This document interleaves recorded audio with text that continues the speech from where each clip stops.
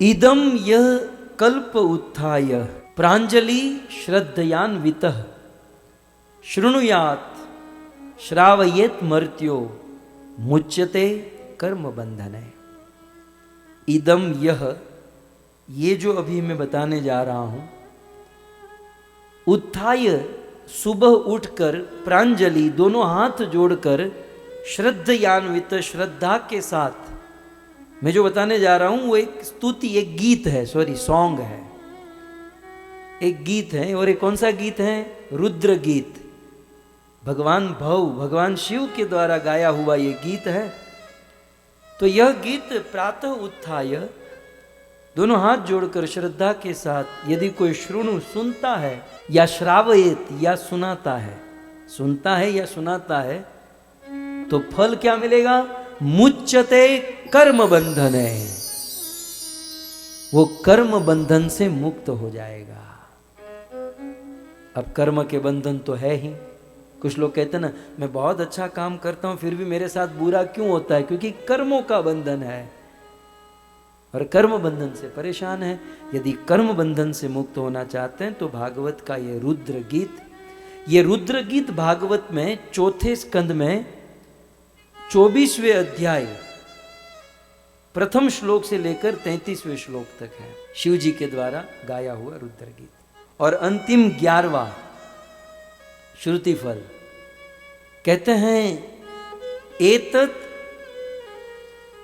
अध्यात्म पारोक्षम गीतम देवर्षि नारद। देवर्षि नारद के द्वारा एक आख्यान सुनाया गया। यह श्रावयेत शृणुयात, यदि कोई इस नारद जी के द्वारा सुनाया गया आख्यान कोई सुनता है या दूसरों को सुनाता है, तो लिंगे न, माने इस मनुष्य शरीर, मतलब इस शरीर के बंधन से विमुच्यते, मुक्त हो जाएगा। मतलब ये 11वां श्रुति फल है जीवन मुक्ति। ये बारंबार जीवन से जो पुनरपि जन्मम पुनरपि मरणम, ये जो शरीर के बंधन है, इस जीवन से मुक्त हो जाएगा, सदा के लिए हरि को प्राप्त हो जाएगा। ये प्रसंग है पुरंजन उपाख्यान, पुरंजन चरित्र, जो श्रीमद् भागवत के चौथे स्कंद में 25वें अध्याय से लेकर 29वें अध्याय तक है।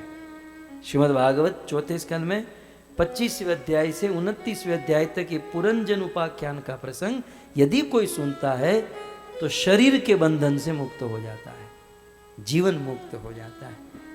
पुरंजन उपाख्यान सुनाकर, है बर्फी का पेंडा खिलाकर आपको हम पूर्णाहुति की ओर आगे बढ़ेंगे। अभी आपने सुना पृथु महाराज, पृथु महाराज की कथा आपने सुनी। पृथु महाराज के 5 पुत्र हुए। ज्येष्ठ पुत्र का नाम था विजिताश्व, और उस विजिताश्व की हविरधानी और शिखंडिनी 2 पत्नी हुई। तो विजिताश्व की शिखंडिनी पत्नी से प्राचीन बरही का जन्म हुआ। महाराज प्राचीन बरही का विवाह शतधुति के साथ हुआ और शतधुति से 10 पुत्र हुए। 10 के मन बुद्धि समान, वो 10 पुत्र प्रचेता माने गए।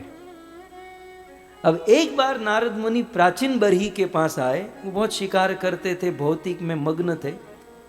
तो महाराज प्राचीन बरही का उद्धार करने के लिए नारद मुनि ने प्राचीन बरही को पुरंजन उपाख्यान सुनाया। अब वो मेरे पीछे दोनों बैठे हैं, नारद मुनि और प्राचीन बरही, ये 2 पात्र आपके सामने हैं। नारद मुनि प्राचीन बरही को सुना रहे हैं।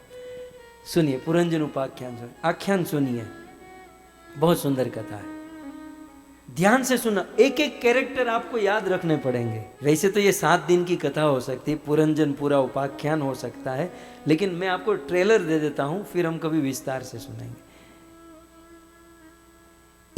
एक पुरंजन नाम का आदमी था और उसका बेस्ट फ्रेंड, उसका खास मित्र, जिसका नाम था अविज्ञात। क्या नाम था? अविज्ञात। अब अविज्ञात इसलिए ताकि पुरंजन उसको ठीक से जान नहीं पाया। ज्ञात माने जानना, अविज्ञात माने जिसको ठीक से जान न पाए। लेकिन पुरंजन और उसका प्रिय मित्र, बेस्ट फ्रेंड, बेस्ट मित्र था अभिज्ञा। तो दोनों साथ में रहते थे और आनंद मंगल करते थे और मौज मजा मारते थे। लेकिन कुछ लोग को ये सुख, ये आनंद राज नहीं आता है। कुछ लोगों को बस कुछ गड़बड़ तो चाहिए, कुछ उतार चढ़ाव चाहिए। तो एक दिन पुरंजन ने अभिज्ञात से क्या कहा कि भाई मुझे ना थोड़ा सा विचरण करना है।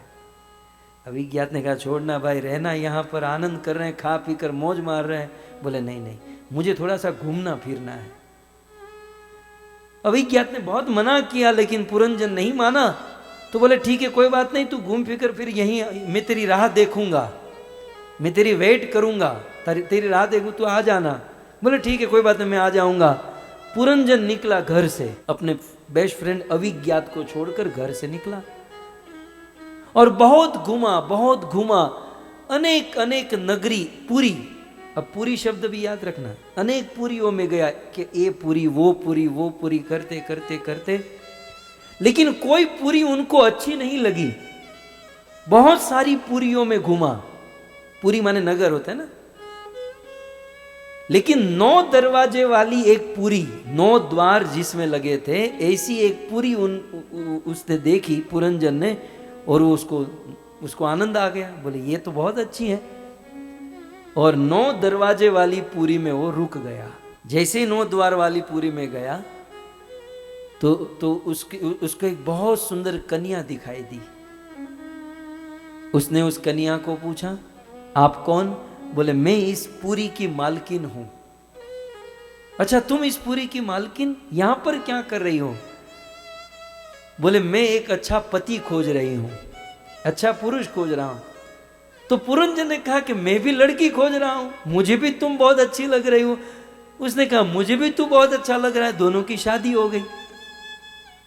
अब ये पुरंजन उस 9 द्वार वाली नगरी में अपनी पत्नी के साथ, अब पत्नी का नाम भी रख दिया पुरंजनी। ये पुरंजन, पत्नी का नाम पुरंजनी रख दिया। शादी हो गई और शादी हुई। वो जो मित्र बेचारा राह देखा था वो घर पर, उसको भूल गया। वो अभिज्ञात जिसके साथ उठना बैठना जो था वो उससे भूल गया, और बस अब तो पत्नी का गुलाम हो गया। अब पत्नी दुखी तो ये दुखी, पत्नी खाए तो ये खाए, पत्नी रोए तो ये रोए, और पत्नी जो कहती है ये वही करता है। ठीक है, अब ये दोनों का चल रहा था इस प्रकार से पति पत्नी का। दूसरी ओर क्या हुआ, जरा नाम की एक भयंकर कन्या थी। ये फिल्म बनना चाहिए इस पर। तो जरा नाम की एक भयंकर कन्या थी, और वो शादी करना चाहती थी, लेकिन उसके साथ कोई शादी करना नहीं चाहता था। जिस किसी पुरुष के पास जाए वो उसे मना कर दे। कोई भी पुरुष उस जरा नाम की कन्या के साथ विवाह करने के लिए तैयार नहीं। एक दिन उनका मिलन चंडवेग के साथ हुआ, मतलब एक कड़प्पा जैसा कोई था चंडवेग। चंडवेग के साथ उनकी मुलाकात हुई। बोले देवी तुम परेशान, बहन तुम परेशान हो? बोले हाँ। बोले क्या परेशानी? बोले मुझे शादी करनी है और कोई पुरुष मेरे साथ शादी करना चाहता नहीं है। चंडवेग ने कहा कि तेरे साथ शादी कौन करेगा, अपना चेहरा देखा है? नहीं नहीं भैया, मैं तो शादी करना चाहती हूं। बोले कोई बात नहीं, प्रेम से तो तेरे से कोई शादी करेगा नहीं, लेकिन मैं तुझे एक सेना देता हूं। ये सेना लेकर जिससे साथ शादी करनी उस पर चढ़ाई कर देना, फिर उसको बंदी बना लेना और उसी के साथ शादी कर लेना। बोले ये बात ठीक है। तो चंडवेग ने अपनी सेना दी। वो सेना काले और गोरे सैनिकों की सेना थी। कौन से? काले। ये सब कैरेक्टर याद रखना क्योंकि इसमें बहुत सारे तत्व है। काले और गोरे सैनिकों की सेना प्रदान कर दी, ये सेना ले जाओ। और बहुत सारे काले गोरे सैनिकों की सेना लेकर जरा नाम की इस कन्या ने क्या किया, पुरंजन की जो पुरी थी उस पर चढ़ाई कर दी। और पुरंजन तो पुरंजनी के साथ भोगों में मस्त था, वो तो दिन महीने साल कट रहे थे। और अचानक जरा नाम की इस कन्या ने काले और गोरे सैनिकों को लेकर हमला मोड़ दिया। और पुरंजनी और पुरंजन दोनों जरा देवी के बंधन में बंध गए। अब पुरंजन रोने लगा, मुझे छोड़ दो, उसे चाहता नहीं था, मुझे छोड़ दो छोड़ दो। लेकिन उस जरा ने छोड़ा नहीं और फिर पुरंजन का प्राण छूट गया और मरते समय उनकी मति अपनी पत्नी में लगी रही। और मरते समय जहां मति लगती है दूसरा शरीर वैसा ही मिलता है।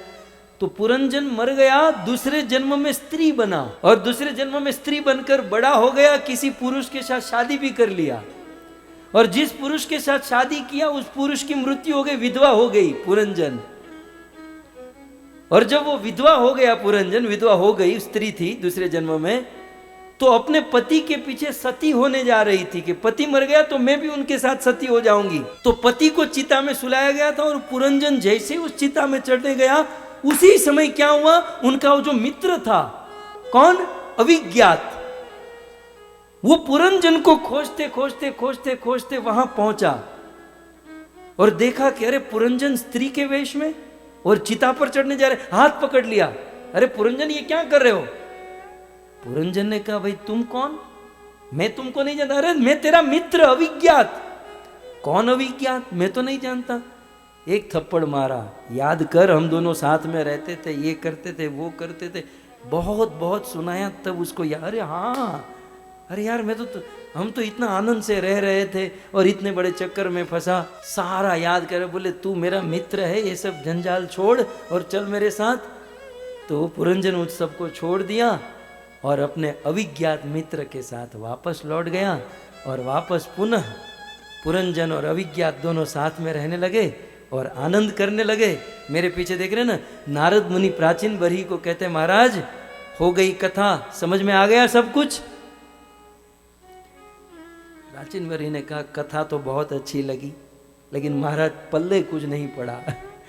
कथा तो रूपक तो बहुत अच्छा है लेकिन पल्ले कुछ नहीं पड़ा, कुछ इसका तत्व हमको समझाओ। अब देखो, कथा आपने ध्यान से सुनी है तो तत्व समझ में आएगा। अब देखो, अब इसके तत्व को मैं खोल रहा हूं, पूरी कथा के तत्व को, राज की बात। ये पुरंजन और कोई नहीं, ये पुरंजन हम सब लोग हैं। हम सब लोग कौन है, पुरंजन है। और पुरंजन का जो बेस्ट फ्रेंड, जो मित्र है अविज्ञात, वो और कोई नहीं, वो परमात्मा है, वो भगवान है। हम और भगवान दोनों मित्र एक साथ रहते हैं, खाते पीते आनंद मौज करते। ये सब भगवान के धाम में, वैकुंठ में जीव, आत्मा और परमात्मा दोनों आनंद में होते हैं।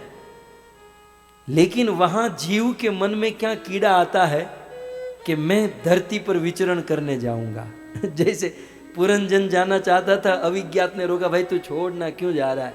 बहुत मनाया लेकिन वो पुरंजन नहीं माना। वैसे ये पुरुष, ये आदमी नहीं माना और भगवान को छोड़कर आ गया। तब अविज्ञात ने क्या कहा था, भाई तू मत जा, लेकिन अब जा ही रहा है तो जल्दी वापस आ जाना। बोले हाँ मैं आ जाऊंगा। तो जैसे पुरंजन अविज्ञात को छोड़कर निकला, वैसे हम सब लोग भगवान को छोड़कर निकले।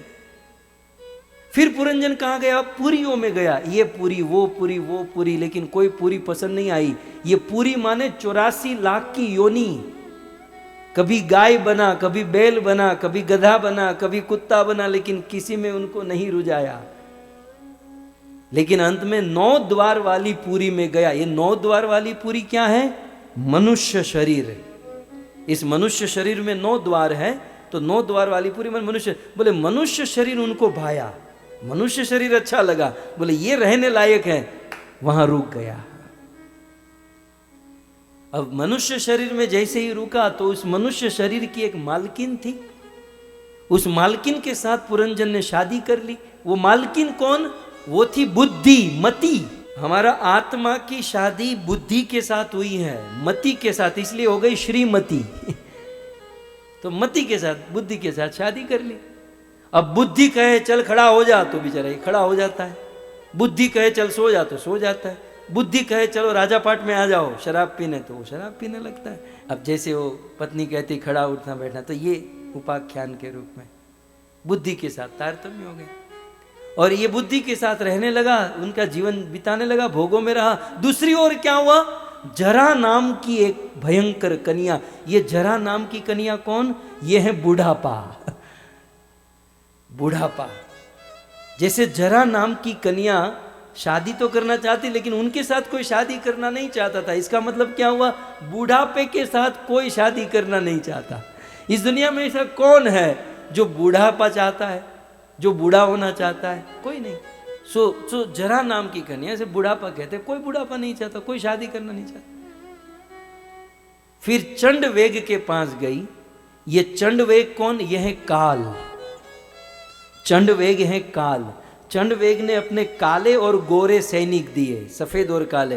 वो काले और सफेद सैनिक क्या है? दिन और रात। सो दिन और रात रूपी सैनिक को लेकर जरा बुढ़ापा ने पुरंजन की पुरी के ऊपर हमला बोल दिया। अब ये तो भोगों में मस्त था, इसको तो पता भी नहीं चला कि बुढ़ापा वो हमला कब हो गया। अचानक से हमला हो गया। बर्थ डेट सबको पता है, मैरिज एनिवर्सरी की डेट सबको पता है, लेकिन एक आदमी बता दीजिए जिसको बुढ़ापे की डेट पता हो कि इस तारीख को मैं बूढ़ा हो गया। किसी को ने, ये बुढ़ापा अचानक से आक्रमण करती है। पुरंजन की पुरी पर ये जरा रूपी कन्या ने अचानक से आक्रमण कर दिया। और जैसे ही आक्रमण, अब तो भागवत के श्लोक के अनुसार चले तो ये कहाँ, तो बड़ा रस है। दृष्टिर नश्यते वर्धते च बधिरता दशनम विहीनम वाक्यम नैव शृणोति बांधव जना। श्रीमद् भागवत जी में तो बहुत इस प्रसंग को बिल्कुल सजाया, लड़ाया गया है। जैसे ही जरा मतलब बुढ़ापा का आक्रमण हुआ, आंखें देखना बंद कर दी, कान सुनना बंद कर दिए, मुखम च लालायते, मुख में से लार गिरने लगी, बच्चे सुनना बंद कर दिए। इस प्रकार से बुढ़ापा आ गया और ये बड़ा आसक्त था। अंत में इसकी मृत्यु हो गई, दूसरा जन्म हुआ। इस प्रकार से परेशान, और अंत में उसका मित्र खोजते खोजते उनके पास आया। तो वह मित्र कौन? वो है परमात्मा। परमात्मा स्वयं गुरु के रूप में, साधु संत के रूप में हमारे पास आते हैं और हमें ज्ञान देते हैं। तुम कहाँ फंसे हुए हो पुरंजन? तो पहले तो पुरंजन कहता है मैं तो तुमको नहीं जानता। ऐसा ही होता है, साधु संतों को है ना नकारते हैं, हम क्यों सत्संग करें। फिर उसके मित्र ने बहुत याद कराया। ये याद क्या है? ये भागवत कथा। ये भागवत कथा बार बार सुना के याद कराया जाता है कि वास्तव में तुम कौन हो। पुरंजन की तरह हम हमारी पहचान छोड़कर भूलकर बहुत दूर आ गए हैं। ये जहां पर हम लोग रह रहे हैं ये हमारा डेस्टिनेशन नहीं है।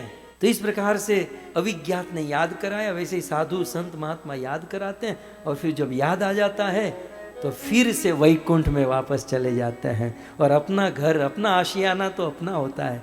तो जैसे ही अपने घर में पहुंचे तो आनंद हो जाते हैं। ये है हम सब जीवों की जर्नी।